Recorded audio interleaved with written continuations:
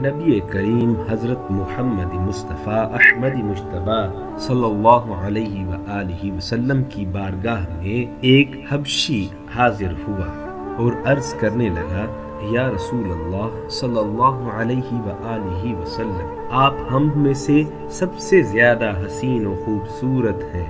आप हुस्न सूरत और हसीन रंग में हम में मुमताज हैं। नबूवत और रिसालत में भी आप मुमताज हैं। अब अगर मैं उस चीज पर ईमान ले आऊं कि जिस पे आप ईमान रखते हैं, जिसकी आप दावत देते हैं, और वही अमल करूं कि जो आप फरमाते हैं, जो आप करने के लिए हुक्म फरमाते हैं, तो क्या मैं भी जन्नत में आपके साथ हो सकता हूँ? हजरत सल्लल्लाहु अलैहि व आलिहि वसल्लम ने इरशाद फरमाया, हाँ जरूर, तुम घबराओ नहीं।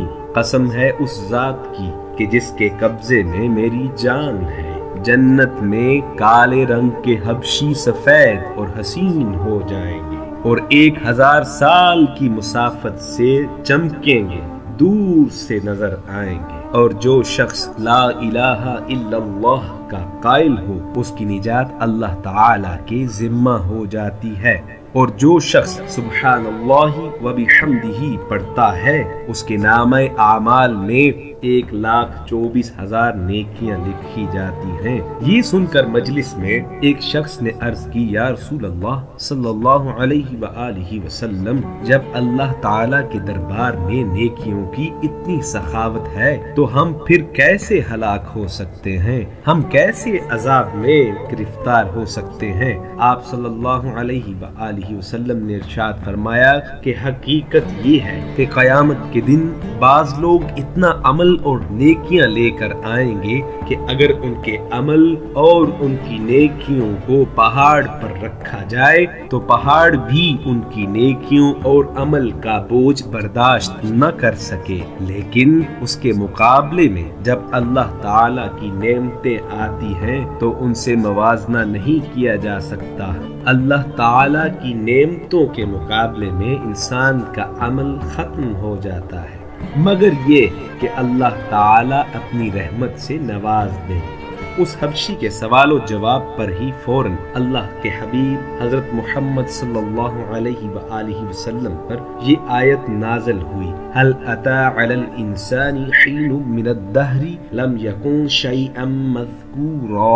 हबशी ने हैरत से सवाल किया, या रसूल अल्लाह सल्लल्लाहु अलैहि व आलिहि वसल्लम, मेरी आंखें भी उन नेमतों को देखेंगी कि जिनको आप सल्लल्लाहु अलैहि व आलिहि वसल्लम की मुबारक आंखें देखती हैं? आप सल्लल्लाहु अलैहि व आलिहि वसल्लम ने इरशाद फरमाया, हाँ जरूर। ये सुनकर उस हबशी ने कलिमा पढ़ा, दायरा इस्लाम में दाखिल हुआ और ज़ारो कतार रोना शुरू कर दिया, और इस कदर रोया कि रोते रोते वहीं जान दे दी। नबी करीम हज़रत मोहम्मद मुस्तफ़ा अहमद मुज्तबा सल्लल्लाहु अलैहि व आलिहि वसल्लम ने उस हबशी का जनाजा खुद पढ़ाया और अपने दस्ते मुबारक से उसकी तजहीज़ व तकफीन फरमाई। सुबहानल्लाह, माशा अल्लाह, उस शख्स की किस्मत पे सदके कुर्बान। इस हदीस मुबारका से, इस वाक़या से बहुत सी बातें सीखने को मिलती हैं। एक बहुत बड़ा सबक जो हमें मिलता है वो ये कि अपनी नेकियों को कभी बड़ा नहीं समझना चाहिए। दर हकीकत हमारी निजात अल्लाह की रहमत पे मुनहसिर है, ना कि हमारी नेकियों।